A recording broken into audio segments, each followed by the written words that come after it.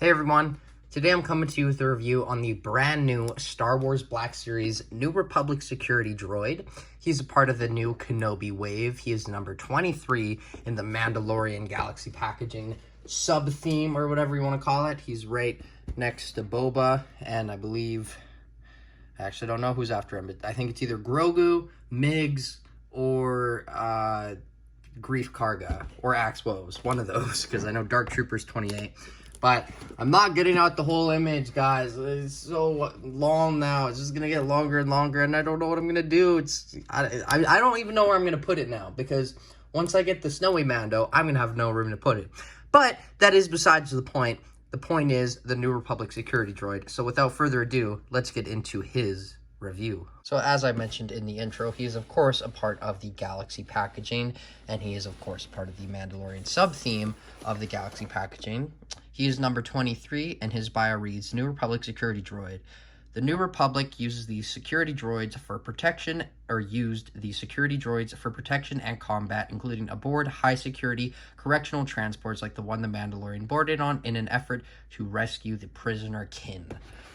Kin, one of the members of that one team from episode 6 of season 1 that we still need, but I'm not in too big of a rush. We're getting the real MiGs soon, the latter half of this year, so hopefully we'll get maybe a few more members next year, but that's the box.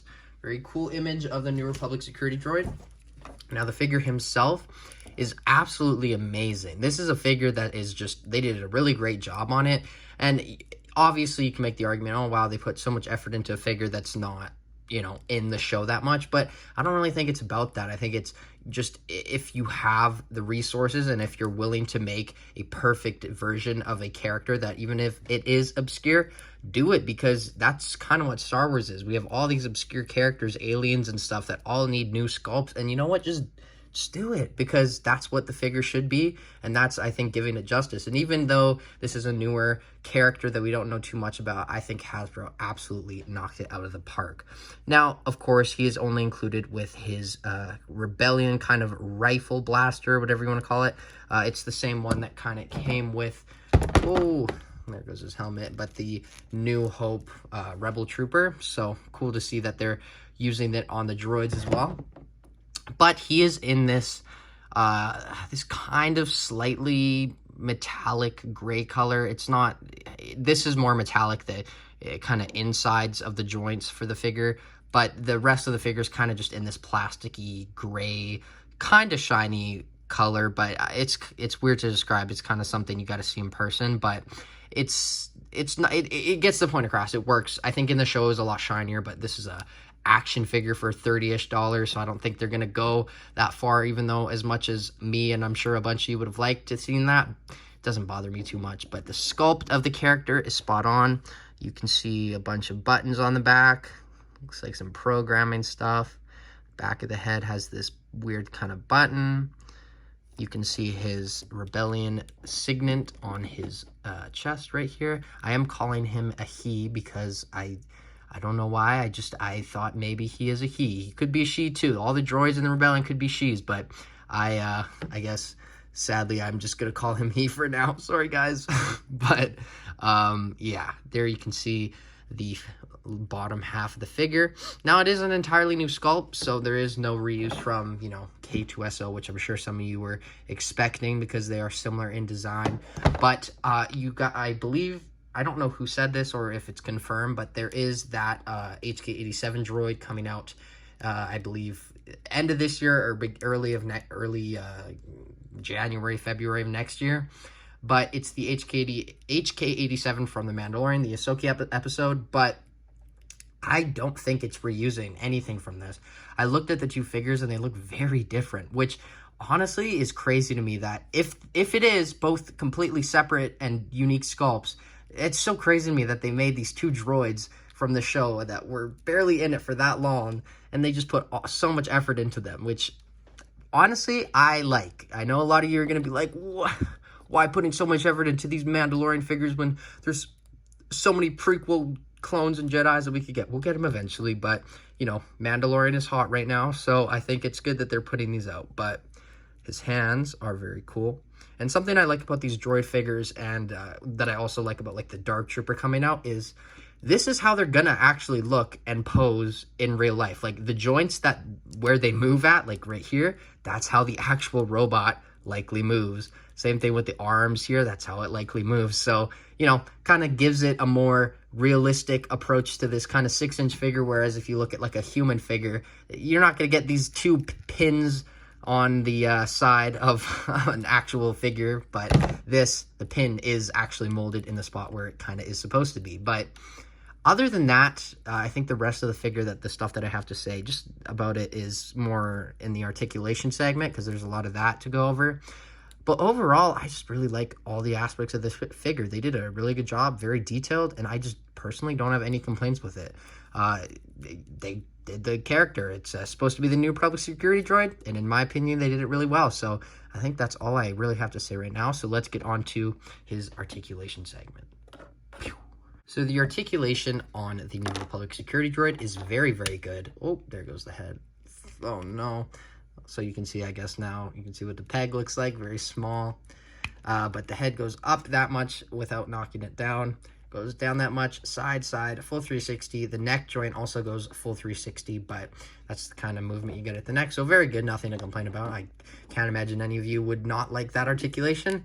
The arms go out that much. Would be careful if I were you, because they are a little skinny, so you never know what could happen. But he does have beautiful butterfly joints, which is always great to get.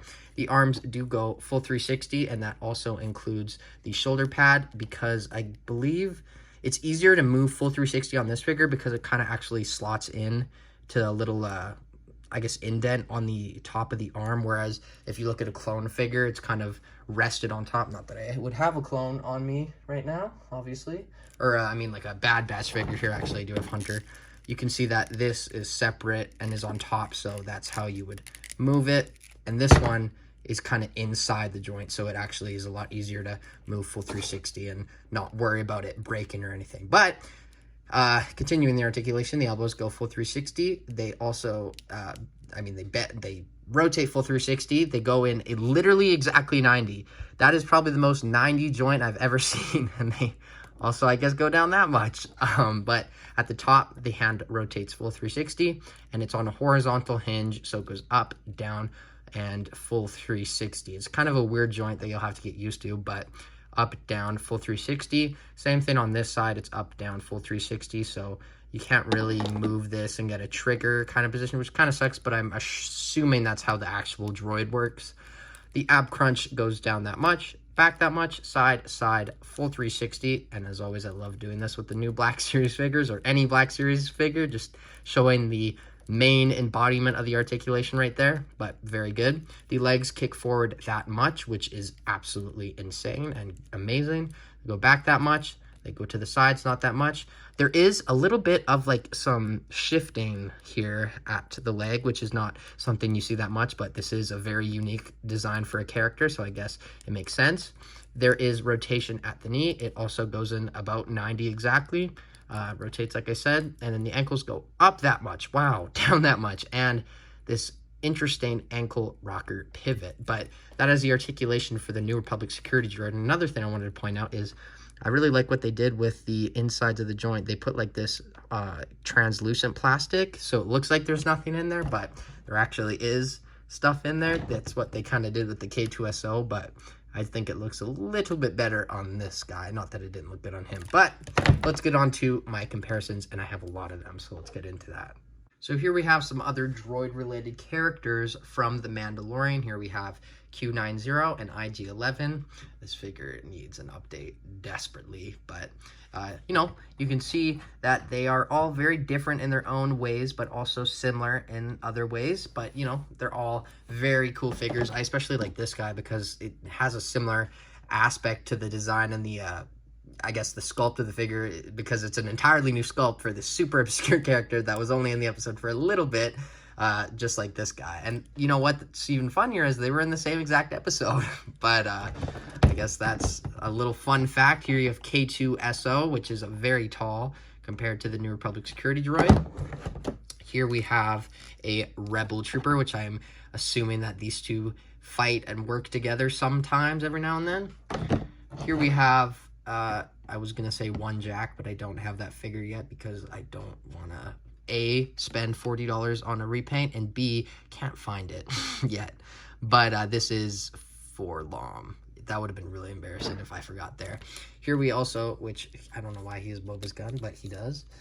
Here we have Migs Mayfeld from the Book of Boba Fett wave, or from Morak. So this is his outfit that not a lot of you guys are going to like compared to the other main outfit coming out soon with the guns on the back. That one looks amazing. So this figure kind of gets lost in the background when you see that figure. That figure is just amazing. Entirely new sculpt. This was a repaint, kind of inaccurate too, but you know, it works. So you can see the Migs Mayfeld head sculpt with it. So I guess these are our 2 members so far. Hope we do get a couple more or all of them in the future, but not the best figure when you look at the new one coming out, but still not too bad. And then finally, what is the final figure that I would like to compare? I'm kind of just looking at my surroundings here. Here we go. Here we have a Mandalorian figure without the jetpack, but this is kind of what he looked like on the New Republic transport or whatever it was, the prison ship. But other than that, the only other comparisons that I want to do is with Cara Dune, Rip Gina Carano. I mean, not that she was fired without reason, but yeah, kind of do miss her character in The Mandalorian. I actually did like the character, but sad to see that she's gone. But you know what? If I'm being honest, it makes sense. Don't get mad at me. It made sense. But there you can see Trapper Wolf, which honestly, these two look really good together. Just to see a New Republic pilot with a New Republic droid. Wow, these look great. I hope we get the other pilot in the future, hopefully on a bigger body. But you can see that that's the New Republic signet, or whatever you want to call it, logo, signet, across the torso and on the helmet. So it's exactly the same. But like I said, rip Cara Dune. But other than that, that is all I have to say for comparison. So let's get on to my final thoughts. Okay, so my final thoughts on the New Republic Security Droid is I think Hasbro did a phenomenal job on this figure. I definitely think this is not going to be for everyone. Not that it's a bad figure. It's kind of just, we're getting to the point where there's so many different Mandalorian characters, and a lot of them are starting to become more and more obscure designs, characters, outfits that a lot of people aren't going to want to keep up buying every single one, unlike me because I'm a psychopath. But this figure is absolutely amazing. I think if you weren't interested in it, I would definitely think about giving it a chance, because I don't see you not liking this figure. I think they did a great job. It's obviously an army builder. It is 1 per case, sadly, but I think they did a phenomenal job overall, and I have no complaints with it. So I'm going to give the New Republic Security Droid a 9 out of 10. Hasbro knocked it out of the park. Oh, I just noticed his little back thing is kind of supposed to be like the Stormtrooper one. It's weird though, because it's a droid. What is he going to do? Eat? Not. Maybe it's just fuel. But interesting figure to put in the Kenobi wave, just this one Mandalorian figure. But anyway, I'm going to stop rambling like I always do. As I always have been and always will be, Jagger Collector, unless I change that name, which, you know what, I might. I don't like it too much anymore. But as always, I will see you in my next video. But until then, 9 out of 10, New Republic Security Droid. Bye, guys. Intruder alert.